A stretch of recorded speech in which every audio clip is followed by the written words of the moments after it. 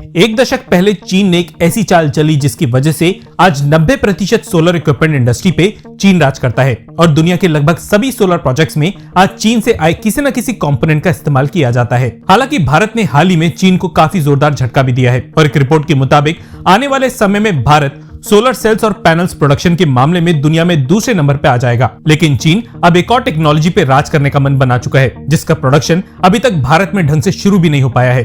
खैर, इस बार भारत के साथ यूरोपियन और वेस्टर्न देश एकजुट हो चुके हैं और किसी भी सूरत में इस टेक्नोलॉजी को चीन के हाथों में पूरी तरह से जाने से रोका जा रहा है। जिस मशीन की बात हम आपसे कर रहे हैं वो जितने की आज मार्केट में आती है, चीनी कंपनीज उस मशीन्स को 1/4 कॉस्ट में मार्केट में बेच रही हैं और फिर दोबारा दुनिया की बाकी कंपनीज के लिए खतरा पैदा हो चुका है और भारत ने इस बार भिड़ने का फैसला ले लिया है। इस पूरी अपडेट के बारे में बात करेंगे, लेकिन आगे बढ़ने से पहले चैनल को सब्सक्राइब करके बेल आइकन दबा दीजिए क्योंकि आपके सपोर्ट से ही हमें ऐसा कंटेंट आप तक लाने में मदद मिलती है। तो जिस फ्यूचर मशीन की बात हम आपसे कर रहे हैं यह है इलेक्ट्रोलाइजर, जिसका इस्तेमाल हाइड्रोजन प्रोड्यूस करने में होता है और इसी को लेकर डेक्कन हेरल्ड की तरफ से काफी बड़ी खबर पब्लिश की गई है। इस रिपोर्ट में बताया गया है कि आज पूरी दुनिया में प्रोड्यूस होने वाले इलेक्ट्रोलाइजर्स का 40% अकेले चाइना में प्रोड्यूस होने लगा है और चाइना ने इस इंडस्ट्री से बाकी कंपनीज को बाहर निकालने के लिए वही प्लान बनाया है जो आज से 10 साल पहले सोलर इंडस्ट्री के लिए बनाया था। मतलब मार्केट वैल्यू से कम कॉस्ट में अपने इलेक्ट्रोलाइजर्स बेच के चाइनीज कंपनीज अपना प्रभुत्व पूरे विश्व में जमाना शुरू कर चुकी हैं। 2030 तक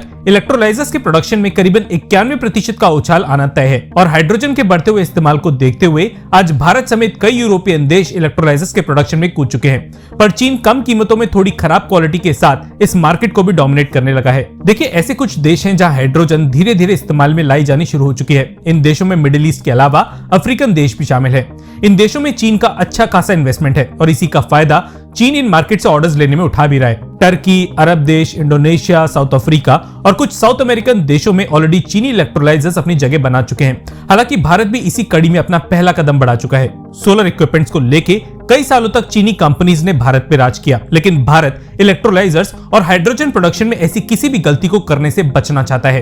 हाल ही में हाइड्रोजन प्रोडक्शन को लेकर 13,000 करोड़ रुपए की एक पीएलआई निकाली गई थी, जिसमें से अकेले इलेक्ट्रोलाइजर्स के प्रोडक्शन के लिए 4,500 करोड़ रुपए एलोकेट किए जा चुके हैं। सरकार की तरफ से टारगेट रखा गया है कि 2030 तक at least 5 million metric ton green hydrogen का प्रोडक्शन हर साल शुरू होगा और न केवल हाइड्रोजन बल्कि हाइड्रोजन के प्रोडक्शन में भी इंडिजनाइजेशन हासिल किया जा सकेगा।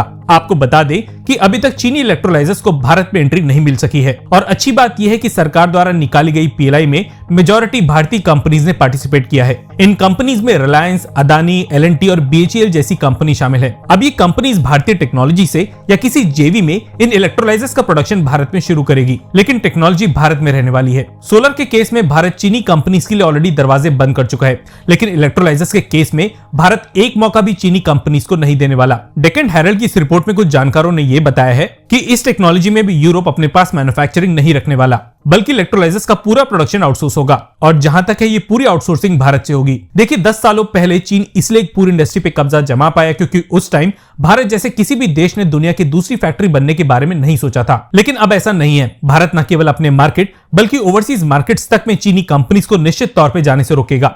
कंटेंट पसंद आया है तो कमेंट सेक्शन में MII यानी मेक इन इंडिया लिख दीजिएगा और वीडियो को लाइक भी कर दीजिएगा अगर आप हमें यहां तक सुन चुके हैं। धन्यवाद। जय हिंद।